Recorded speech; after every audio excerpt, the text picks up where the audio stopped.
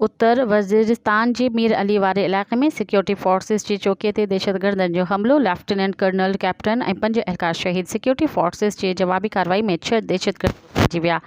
ISPR मूजिबि दहशतगर्द बारूद सां भरियल गाॾी चौकीअ सां टकराइजी छॾी, जंहिं बाद केतिरा ई आपघाती बम थिया। पधिराई मूजिबि लेफ्टिनेंट कर्नल काशिफ जी क़यादत में फ़ौजी जथनि असराइती जवाबी कार्रवाई कंदे समूरनि 6 दहशतगर्दनि खे मारे छॾियो। ओचिती फायरिंग जे ॾे वठि दौरान लेफ्टिनेंट कर्नल सैयद काशिफ अली ऐं कैप्टन मोहम्मद अहमद बाद दिल राणी वेढ़ कंदे शहीद थी विया।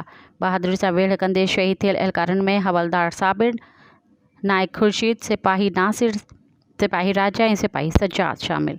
मज़ीद ख़बरनि ऐं तफ़सीलात लाइ विज़िट कयो असांजी वेबसाइट www.awamiNewsHD.com ऐं ॾिसंदा रहो अवामी न्यूज़ HD।